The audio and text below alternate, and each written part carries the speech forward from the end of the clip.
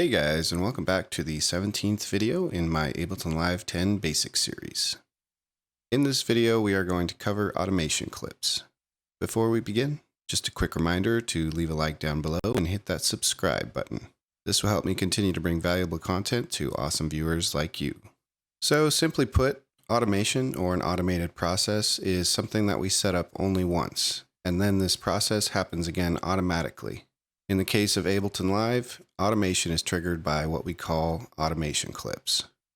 An automation clip is nothing more than a linear value that changes based on where that value is set at any given point in time of your song. You'll notice that advanced producers tend to make use of automation very often. This is because it adds interest and variety to their music. Even adding a little bit of variation to a song can make a massive difference in keeping the listener interested or engaged. Now let's go ahead and take a look at how we can make use of automations so that you can be well on your way to making your music sound more interesting. So in order to actually view automation clips inside of Ableton, there are a few common methods. The first way is to click the automation mode button right up here. The second method is to simply click A on your keyboard.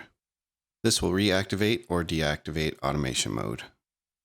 There's also a third way you can view automations in Ableton, but it only works with native plugins. So if you go to any parameter that you want to automate, you simply right-click and then click Show Automation. And then from here, we can make changes to our automation clip. Editing an automation clip can be a little touchy, so just take your time with learning how to use it, and eventually you'll be a master. Inside of our automation clip, we can add or draw breakpoints. These breakpoints represent the parameters that we are actually automating.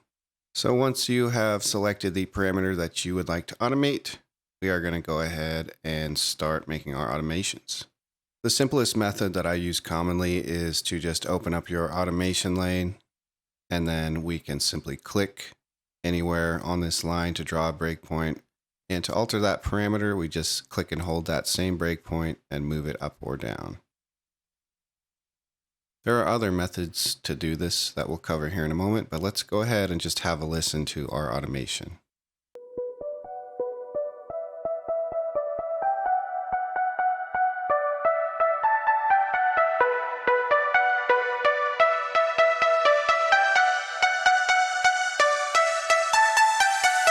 For this instance, I have chosen to automate the filter cutoff for our auto filter.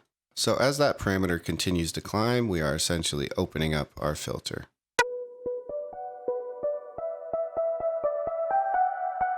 This is an effect you would hear commonly in like build-ups. So let's go ahead and cover some of the different ways that we can make changes within our automation clip. You can use what's called draw mode. In order to get to that, we simply right-click, click draw mode and enable. And this will draw in steps based on the width of your current grid.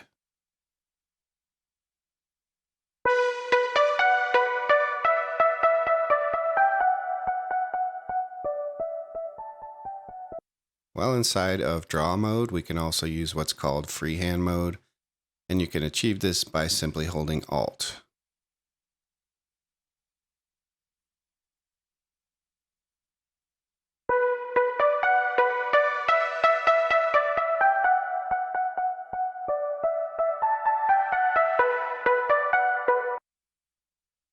If you ever reach a point where you want to clear out what you have in your automation lane, simply left-click, drag, and hover, and highlight everything that you want to remove, and then press delete.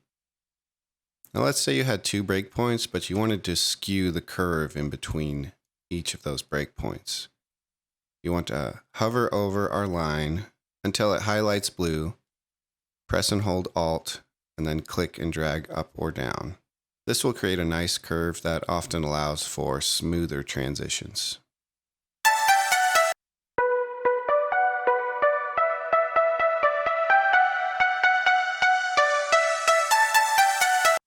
You can also record automations live.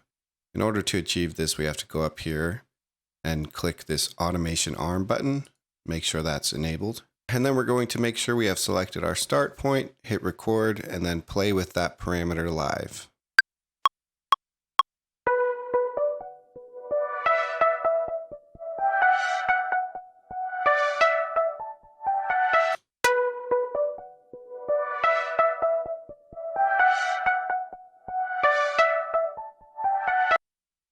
So let's say that you want to automate a parameter, but you don't want to use a native Ableton plugin.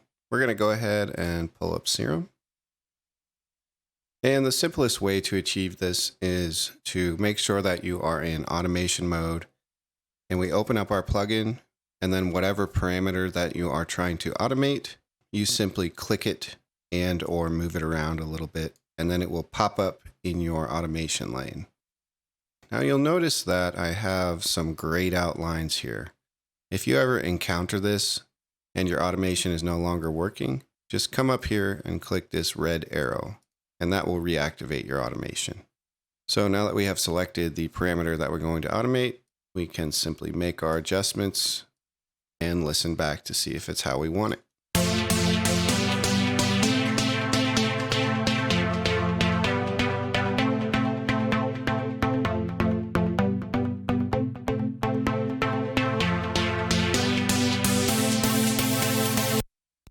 Again, we can also record changes live. Just make sure your automation is armed. Open up your plugin, hit record, and we'll make our changes.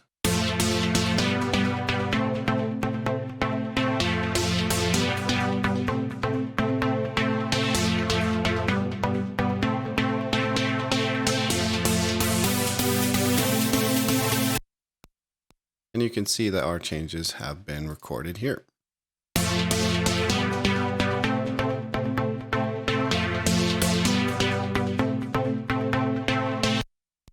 So let's say that you have some automation in place, but you want to add more clips on top of what you have for the song, but you do not want that automation being duplicated.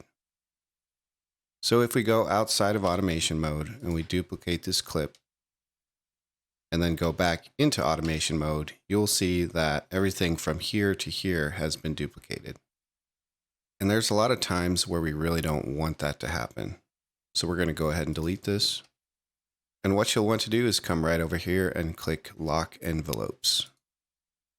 Now, when we are outside of automation mode, we can duplicate, and you'll see that those automation breakpoints have not been duplicated. Alrighty, guys. That's a wrap for this video. I hope you all learned something, and I hope you can start adding automation to make your tracks more interesting. Thank you so much for watching, and until next time, have an amazing day.